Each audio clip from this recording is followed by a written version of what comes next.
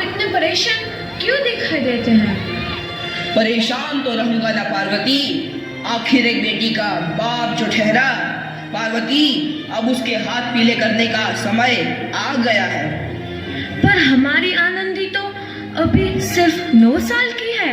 अभी तो उसके पढ़ने, लिखने और खेलने कूदने के दिन हैं। देख पार्वती, लड़कियां पराया धन होती है और जितना जल्दी इन्हें घर से विदा कर दे उतना अच्छा है। कल से आनंद की पढ़ाई लिखाई बंद।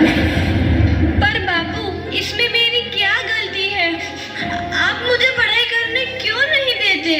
तेरी गलती है कि तू एक लड़की है। लड़का होती तो क्या बापू? लड़का होती तो क्या? ए लड़की, ज्यादा जबान ना चला, नहीं तो जबान हलक से खींचकर बाहर निकाल दूंगा। बापू, मैं पढ़ लिख कर कुछ बनना चाहती हूँ। मेरी पढ़ाई ना रोको बापू। आनंदी, तुझे पढ़ना है तो पढ़, लेकिन सारी उम्र बाप की छाती पर यूं बोझ बनकर ना बैठ। पर बापू, अभी तो मेरी उम्र पढ़ाई लिखाई की है। मुझे पढ़ लिख कर डॉक्टर बनना है। पढ़ाई पढ़ाई पढ़ाई, आज तो तेरी इन किताबों का काम तमाम करके ही छोड़ूंगा। ये ले। नहीं बापू, मत फाड़ो बापू। मत छोड़ी। नहीं बापू, नहीं। बापू, ये तुमने क्या किया? तुमने मेरी इन किताबों को ही नहीं फाड़ा बापू, मेरी किस्मत फाड़ दी, मेरी किस्मत। ये कापी किताबें ना सिर्फ छोरों के हाथ में अच्छी लगती है, लड़कियों के हाथ में तो सिर्फ मेहंदी अच्छी लगती है, मेहंदी। पर बापू, मैं लड़की हूँ तो क्या हुआ? लड़का और लड़की तो हमारी दोनों आंखों के समान होते हैं। चुप कर आनंदी, और यह एहसान मान कि अब तक जिंदा है तू। कहीं बचपन में गला दबाकर मार दिया होता तो यह तेरी बकबक नहीं सुननी पड़ती आज। पर बापू, मुझे चूल्हा जलाना अच्छा ना लगे है। देख छोरी, जितना जल्दी हो तू चूल्हा जलाना सीख ले, उतना ही अच्छा है तेरे लिए। और हाँ, तेरा ब्याह तो होगा, वो भी कल के कल। अबला जीवन है तुम्हारी यही कहानी। आंचल में है दूध और आंखों में है पानी। मुझे माफ कर दे बेटी, तेरे बापू के जिद के आगे मेरी एक न चलेगी। माफ कर दे बेटी, मुझे माफ कर दे। इस प्रकार मात्र 9 वर्ष की छोटी उम्र में आनंदी का विवाह गोपाल राव जोशी से हो गया। बाल विवाह एक सामाजिक कुरीति है और इस कुप्रथा का शिकार होना पड़ा आनंदी को। 5 वर्ष बाद आनंदी 14 साल की हो गई है। उसके घर एक शिशु ने जन्म लिया है। देखते हैं आगे क्या हुआ। देखिए ना, इसे क्या हो गया है? इसका माथा तो अंगार की तरह तप रहा है। इसे तो बहुत तेज बुखार है। आप बिना कुछ भी बोलते हैं, दीजिए मुझे। माधव, जल्दी से वैद्य जी को बुला के लाओ। जी, अभी बुला के लाता हूँ। ये तुम क्या कर रही हो आनंदी? भगवान की विभूति लगा रही हूँ। बस करो आनंदी, ये सब अंधविश्वास है। अरे आप यकीन तो कीजिए, भगवान की कृपा से इसका माथा ठंडा हो रहा है और बुखार भी उतर गया है ना बाबू? देखिए, दीजिए मुझे। उठो बाबू, आंखें खोलो, तुम्हें तुम्हारी माँ बुला रही है।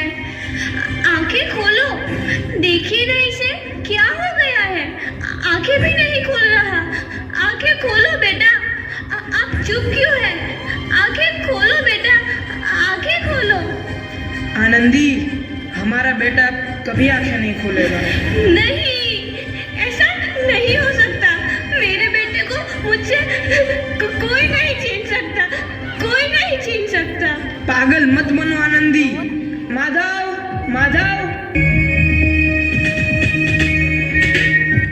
आनंदी, बंद करो ये पागलपन। भगवान ने मेरा बच्चा छीन लिया। भगवान ने नहीं, तुम्हारी अशिक्षा और अंधविश्वास ने तुम्हारा बच्चा छीना है। अगर तुम पढ़ी लिखी होती तो आज हमारा शिशु जीवित होता। तुम अनपढ़ थी आनंदी, अनपढ़। नहीं, अब मैं अनपढ़ नहीं रहूंगी मैं अनपढ़। मैं पढ़ूंगी ताकि कल किसी और आनंदी को इलाज के अभाव में अपना बच्चा ना खोना पड़े। शाबाश आनंदी, और यही तुम्हारे अपराध के लिए प्रायश्चित भी है। जब से देखा तू है नदी। आनंदी, तुम्हारी 12वीं का परिणाम आ गया है। तुमने पूरे कॉलेज में प्रथम स्थान अर्जित किया है। दिल खुश जहां तेरी तो आनंदी, तुम्हारी मेहनत रंग लाई है। तुम्हें शिक्षा वृत्ति मिली है। ये लो तुम्हारे अमेरिका जाने की टिकट। मुझे शिक्षा वृत्ति मिल गई, मैं अमेरिका जा रही हूँ। पर ये सब मैं अकेले कैसे कर पाऊंगी? आनंदी, अपने आप को इतना कमजोर क्यों समझ रही हो? फिर इतना पढ़ने लिखने का क्या फायदा? तुम अभी गवार की गवार नहीं हूँ मैं अब गवार।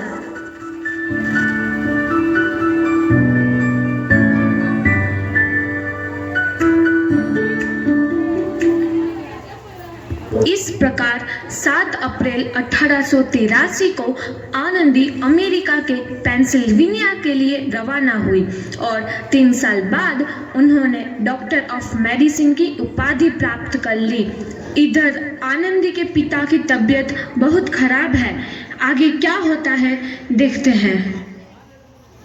लगता है अब मेरे जाने का समय आ चुका है। अब मैं नहीं बचूंगा। ऐसा मत बोलो। शहर के सिटी हॉस्पिटल में अमेरिका से डिग्री लेकर कोई बड़ा डॉक्टर आया है। एक बार वहां चलकर दिखा लेते हैं। हाँ, सही बोला भैया। कम से कम दिल को तसल्ली तो मिल जाएगी। हाँ चलो चलो जल्दी हॉस्पिटल चलते हैं।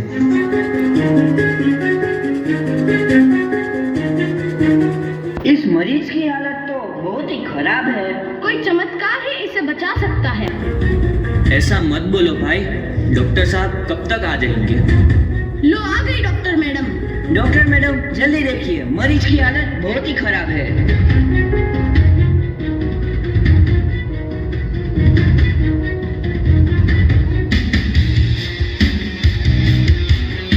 अब आप बिल्कुल ठीक हैं। मौत के मुंह से आपको बचाया है डॉक्टर मैडम ने। डॉक्टर साहब ने मुझे बचा लिया। मुझे मिलना है डॉक्टर साहब से। डॉक्टर साहब नहीं, डॉक्टर मैडम बोलो। डॉक्टर मैडम, उन्होंने ही तुम्हें जीवन दान दिया है। लो आ गई डॉक्टर मैडम, मिल लो उनसे। डॉक्टर मैडम, आपका बहुत बहुत धन्यवाद। आपने मेरी जान बचाई। इसके बदले में मैं गरीब भला आपको क्या दे सकता हूँ? वचन चाहिए मुझे कि कभी ये नहीं कहोगे कि लड़कियां कुछ नहीं कर सकती। वचन? ये कैसा वचन? अरे श्यामलाल, तुमने पहचाना नहीं? तुम्हारी बेटी है आनंदी। आनंदी? मेरी बेटी आनंदी डॉक्टर? हाँ बापू, वही आनंदी जिसके लिए बचपन में तूने चूल्हा और दूल्हा के अलावा कुछ नहीं सोचा था। आनंदी, आनंदी मेरी बेटी, मुझे माफ कर दे। मैं तेरा गुनहगार हूँ बेटी। नहीं बापू, वही आनंदी जिसके हाथ पीले करके तुम उसकी सारी जिंदगी काला कर देना चाहते थे। माफ कर दे मुझे मेरी बच्ची, माफ कर दे। मैं तेरा अपराधी हूँ मेरी बच्ची, माफ कर दे। नहीं बापू, मैंने तो तेरा एहसान चुकाया है। याद है ना अपना एहसान जो बचपन में